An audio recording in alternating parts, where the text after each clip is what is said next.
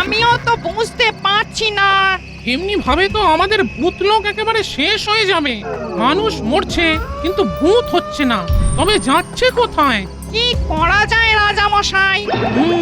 ভাবতে হবে। তুমিও ভাবো, আমিও ভাবি। মানুষ মরে ভূত হচ্ছে কিন্তু ভূতগুলো কোথায় যেন হারিয়ে যাচ্ছে। আমাদের ক্ষমতাটা দেখাতেই পারছি না। আচ্ছা রাজা মশাই, আমরা কি পঙ্গু হয়ে যাচ্ছি? না, কোনো মন্ত্রের ফাঁদে পড়ে আছি। আহ, অনেক দিন পর একটা ভালো ইলিশ মাছ পেলাম, গিন্নি খুব খুশি হবে।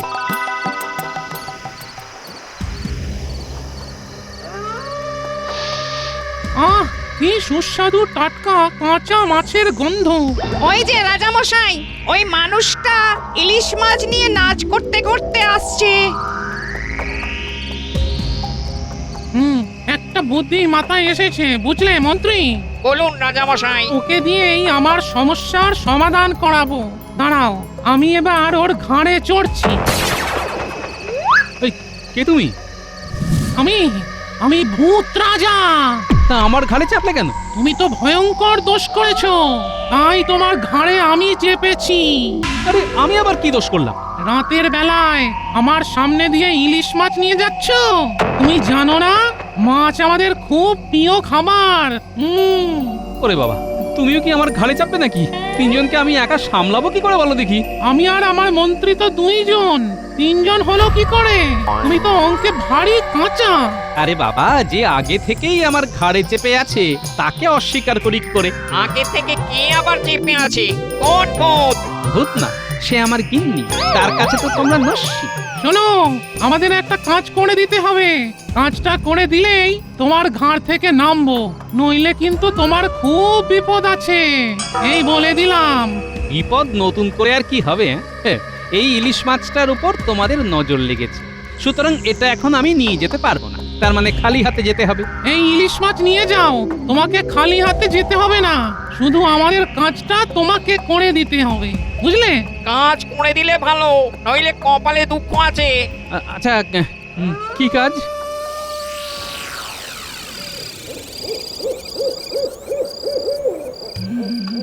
কখনো এত রাত করে না, কি যে হলো, ভীষণ চিন্তা হচ্ছে। হ্যাঁ, আমারও খুব চিন্তা হচ্ছে। কি করে চিন্তা দূর করা যায় বলুন তো মা? একটু এগিয়ে দেখো না।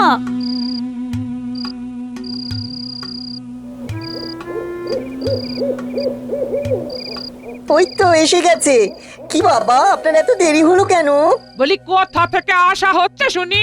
হাতে আবার আদিক খেতা করে ইলিশ মাছ নিয়ে আসা হয়েছে। আমারে কথার কি ঝাঁজ। রাস্তা একটু দেরি হয়ে গেল বাবা জীবন। নাও, তোমার শাশুড়ি মাকে বলো ইলিশটার গতি করতে। মেনু মা, মাছটা নিয়ে যা তো মা।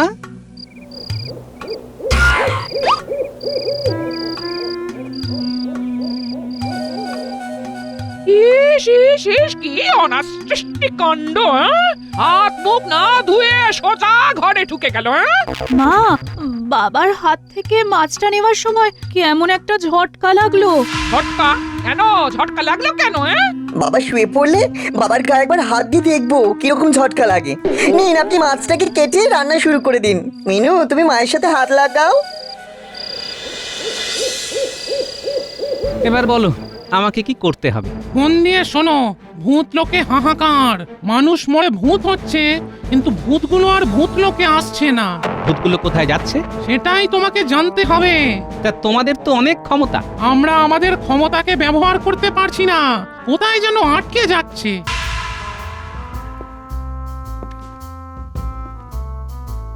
নাও, তোমার জামাই এসে গেছে। এখন আর তুমি কথা বলো না, আমি বলছি তুমি শুনে যাও, কেমন? ঠিক আছে। কি ঠিক আছে বাবা? কিচ্ছু ঠিক নেই। এমা, এই যে বললেন ঠিক আছে। এখন কোনো জবাব দিও না। ঠিক আছে।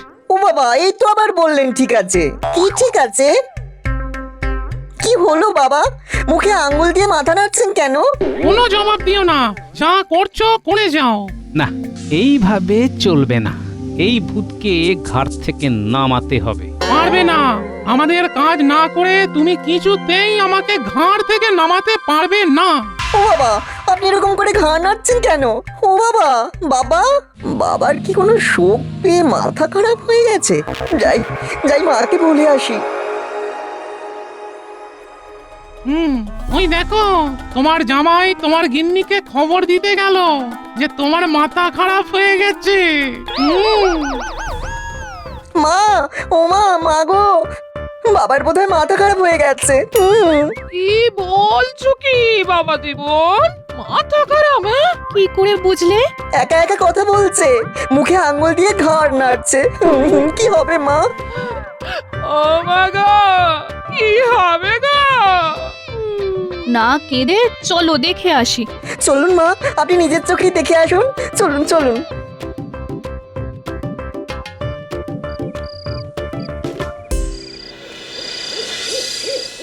তুমি যত তাড়াতাড়ি আমাদের সমস্যাটার সমাধান করতে পারবে তত তাড়াতাড়ি আমি তোমার ঘাড় থেকে নামবো, কেমন? ঠিক আছে। ওই দেখুন মা, তখন থেকে বাবা একটা কথাই বলে যাচ্ছে, ঠিক আছে ঠিক আছে, কিন্তু কি ঠিক আছে সেটা আর বলছে না। ওগো, কোথাও তো ঠিক নেই। এই তোমার শরীর ঠিক নেই গো, শরীর ঠিক নেই। এমন কিছু করো না যাতে তোমার উপরে সন্দেহ হয়। ঠিক আছে। ওই সেই এক কথা। ও বাবা, বলুন না কি ঠিক আছে? তুমি ঘুমিয়ে পড়ো। আচ্ছা, আর তোমরা এখন যাও, আমি এখন ঘুমাবো। হ্যাঁ গো, নিজে হাতে ইলিশ মাছ আনলে, ইলিশ মাছের তেল দিয়ে গরম ভাত, ইলিশ মাছ ভাপা, ইলিশ মাছ ভাজা, বলি খাবে না? না খেয়ে শুয়ে পড়বে? হ্যাঁ? হ্যাঁ, আমার খিদে নেই। যাই একটু রাজামশাইয়ের সাথে দেখা করে আসি।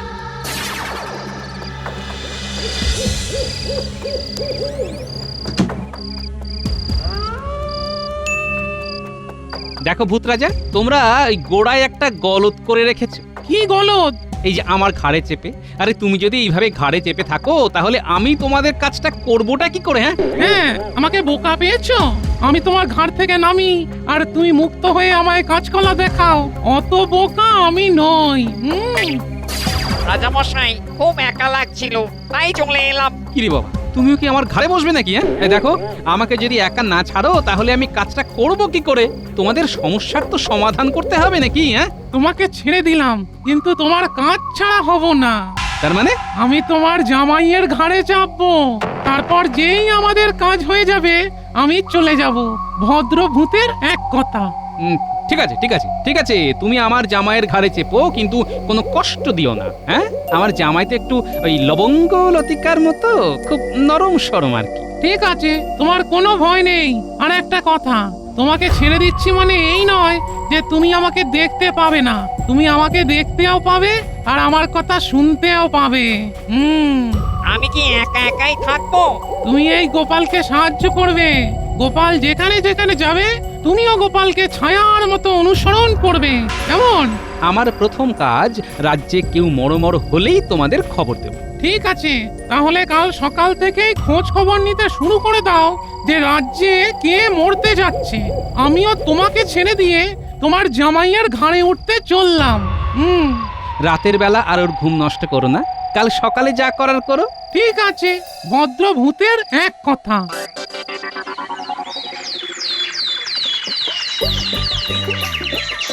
কই গো গিন্নি, গেলে কোথায়? বাজারে যাচ্ছি, কি আনতে হবে বলো। কি গো, শরীর কেমন? কেন, ঠিকই তো আছে। ওই দেখো, আবার বলছে ঠিক আছে। গোপাল, আমি তোমার জামাইয়ের ঘাড়ে চাপলাম। ঠিক আছে। ওই দেখো মা, এবার তো তোমার জামাইও শুরু করেছে।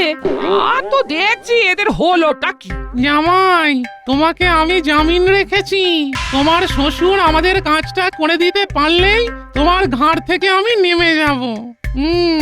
ঠিক আছে। ও মা, আবার খবর রাখতে হবে এই রাজ্যে কেউ মরমর কিনা, বুঝলে? তারপর কি করবে গোপাল? তোমাকে নিয়ে সেই লোকের কাছে যাব, যেই আত্মাটা বেরোবে অমনি খপ করে ধরে নেবে। আমরা পারবো না বলেই তো তোমাকে ধরলাম। আমরা তো মন্ত্রের ফাঁদে পড়ে আছি। আমরা এখন সীমিত শক্তির অধিকারী। এটা কি করে সম্ভব হবে? মানুষ কি কখনো ভূতের সঙ্গে পারে? তোমাকে একটা ছোট্ট ক্ষমতা দিতে পারি। কি ক্ষমতা? তুমি মৃত মানুষের আত্মাটাকে দেখতে পাবে, আত্মা কোথায় যাচ্ছে সেটাও দেখতে পাবে, আবার গায়ের গন্ধও পাবে। এরপর তুমি কি করে আমাদের সাহায্য করবে সেটা তুমি ভাববে। শুনেছি তোমার খুব বুদ্ধি। ওরে বাবা, এ তো আমাকে রীতিমতো পরীক্ষা নিচ্ছে।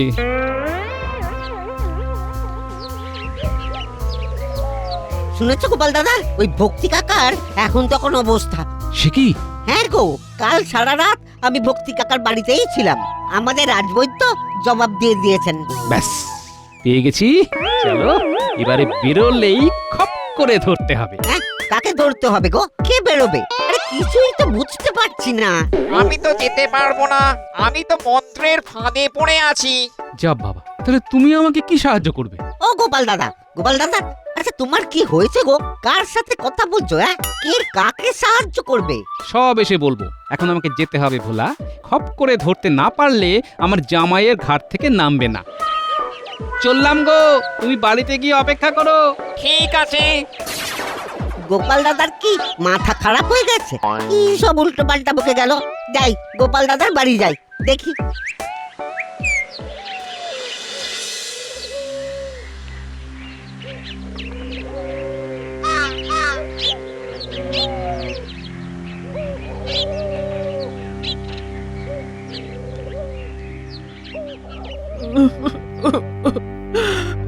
গোপাল, তোমাদের কাকাকে বোধহয় আর ধরে রাখতে পারবো না। ও, তার মানে কাকার এখনো গঙ্গা প্রাপ্তি হয়নি। আত্মাটা বের হলেই খপ করে ধরবো। ওই তো নাকের ফুটো দিয়ে কিছু একটা উঁকি মারছে মনে হচ্ছে। ওই তো নাক থেকে বেরোবে বেরোবে করছে। বেরোলেই খপ করে ধরবো। গোপাল তো দেখছি আমার দিকে ড্যাব ড্যাব করে তাকিয়ে আছে। গোপালের আবার এই ক্ষমতাটাও আছে নাকি? ক্ষমতাটা পেয়েছি। তোমাকে নিয়ে অনেক কিছু গবেষণা করতে হবে। কেন তোমরা মরার পর ভূতলোকে যাচ্ছ না সেটা দেখতে হবে। আমরা কি আর আমাদের ইচ্ছেতে যাচ্ছি না? আমাদের ভূত লোকে যেতে দিচ্ছে না। সে কি? কে? গোপাল, তুমিও তো শোকে পাথর হয়ে গেলে বাবা। কেন কথা বলছো না বলো তো? কথা বললে তো একাগ্রতা নষ্ট হবে। এখনই আত্মাটাকে ধরতে হবে। কে এদের ভূতলোকে যেতে দিচ্ছে না সেটা দেখতে হবে। ওগো, এই যা, বেরিয়ে গেল। এ কি হলো গো? পালাবি কোথায়? আমি আসছি গন্ধ শুকে শুকে, তারপর দেখাচ্ছি মজা। কোথায় যাচ্ছি জানি না, টানে চলেছি।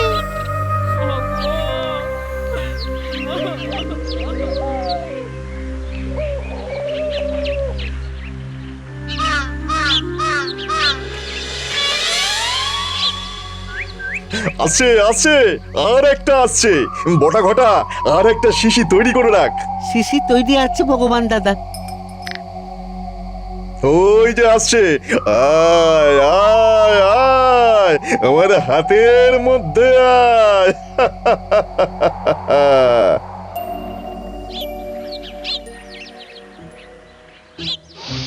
এ কি রে বাবা, এ তো দেখি বটা ঘটার বাড়ির দিক থেকে গন্ধটা আসছে। বটা ঘটা আত্মা নিয়ে কি করছে? এখনো 3টে লাগবে। এই সবের মূলে আছে ভগবান, কিন্তু এগুলো নিয়ে করবেটা কি? এখনো 3টে আত্মা লাগবে। 3টে আত্মা এসে গেলেই আমার সাধনা সফল হবে। এই কেমন কেমন সারি সারি আত্মাগুলোকে বন্দি করে রেখেছি। সাধনা সফল হলে হবেটা কি সেটা যদি জানা যেত। আচ্ছা ভগবান দাদা, 1000টা আত্মা এসে গেলেই আমাদের কাজগুলো সব হয়ে যাবে তো? হবে মানে, তখন দেখবি আমার ক্ষমতা। তখন আমি এই পৃথিবীর সবচেয়ে ক্ষমতাবান হয়ে উঠব। মন্ত্রীকে দেব কৃষ্ণনগর, আর আমি বসবো মুর্শিদাবাদের সিংহাসনে। ও, এর জন্য এত আয়োজন। কিন্তু কিভাবে এর মোকাবিলা করা যাবে? না, ভূত রাজার সাথে একটু আলোচনা করতে হবে। যাই, ঘরে যাই। জানো ভগবান দাদা, কাল মধ্যরাতে ঘুম ভেঙে গিয়েছিল। দেখি ওই ঘর থেকে কত সব বিচিত্র আওয়াজ। এখন সবাইকে ঘুম পাড়িয়ে দিয়েছি, ওরা জেগে ওঠে ওই মধ্যরাতে। ভয় পাস না, ওদের ওই হাঁক ডাকি সার। আচ্ছা, ওরা আমাদের কোনো ক্ষতি করতে পারবে না তো? ওরা ক্ষতি তখনই করবে যখন কেউ ওদের শিশি থেকে বার করে দেবে। তাই তো শিশিগুলোকে কাঠের বাক্সের মধ্যে ঢুকিয়ে একবারে তালা দিয়ে বন্ধ করে রাখি। একেবারে বজ্র আঁটুনি। আচ্ছা, এই ব্যাপার। তাহলে আমাকে যা করতে হবে আজ মধ্যরাতে। যাই, ভূত রাজার সাথে একটু আলোচনা করে নি। আজ আর রাজসভায় যাব না।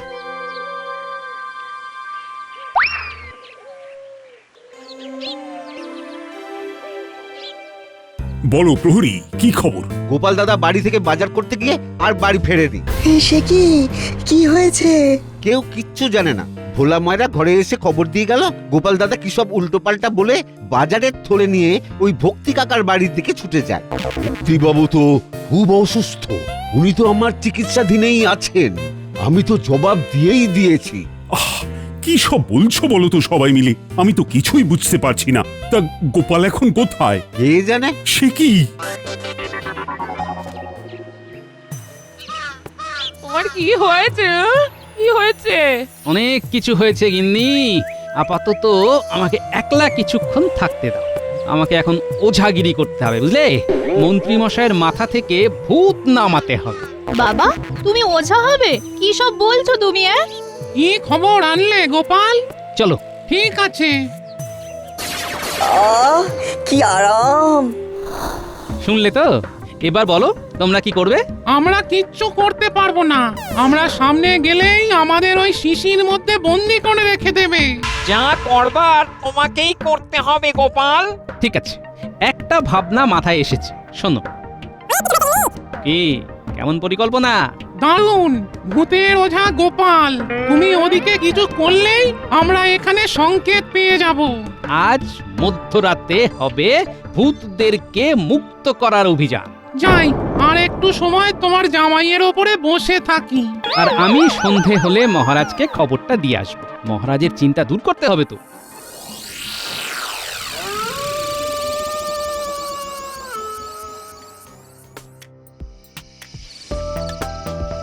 কি খেলা দেখাবে গোপাল?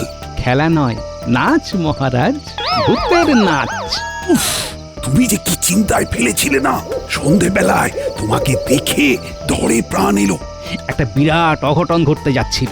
ভাগ্যিস ভূত রাজা আমার ঘাড়ের উপর চেপে বসেছিল, তাতেই তো জানতে পারলাম সব। চলুন না, সব দেখবেন। চলো চলো, চর্মচক্ষে ভূতের নৃত্য দেখব।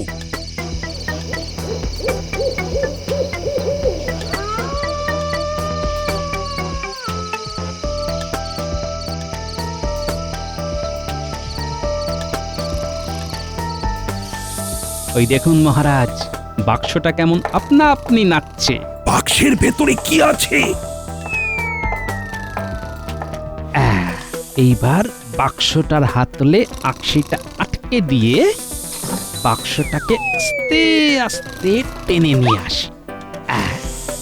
প্রহরী, এইবার তালাটাকে ভাঙতে হবে।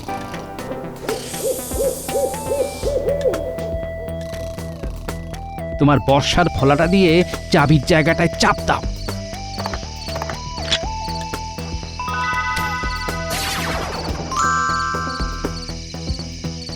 ধন্যবাদ গোপাল। মন্ত্রী, নাও, সবাইকে মুক্তি দিতে হবে। কি হলো? কুড়মুড় করে খাবো আজ, ভেজে ভেজে খাবো আজ। এটা কি করে হলো? ওরে বাবা, বাঁচাও! তোমরা আমাদের সর্বনাশ করতে চেয়েছিলে। এবার গোপালের জন্য আমরা আমাদের পুরনো ক্ষমতা ফিরে পেয়েছি। এবার তোমাদের সবাইকে শাস্তি দেব। আমাকে বাঁচাও, আমাকে বাঁচাও! তোমার ঘাড় মটকে খাবো। আমাদের পেছনে লাগা, আমাদের ক্ষমতা নিয়ে রাজ্যের ক্ষতি করা। তোমরা সবাই মুক্ত। যাও, আর এক পাপীকে তুলে নিয়ে এসো। মন্ত্রী মশাই তো, চলো সবাই। কি হচ্ছে বলো তো গোপাল? আমাকে সব বুঝিয়ে বলো। হাজারটা ভূতকে বশীভূত করে আপনাকে ক্ষমতাচ্যুত করে ভগবান মন্ত্রী মশাইকে কৃষ্ণনগরের সিংহাসনে বসিয়ে নিজে মুর্শিদাবাদের সিংহাসনে বসতে চান। বলো কি? হ্যাঁ, পিঠে পিঠে এত! পড়ে গেলাম। ভুল হয়ে গেছে। আমাকে আমাকে ছেড়ে দিন ওরে বাবা রে আরে আমাকে ছেড়ে দিন মহারাজ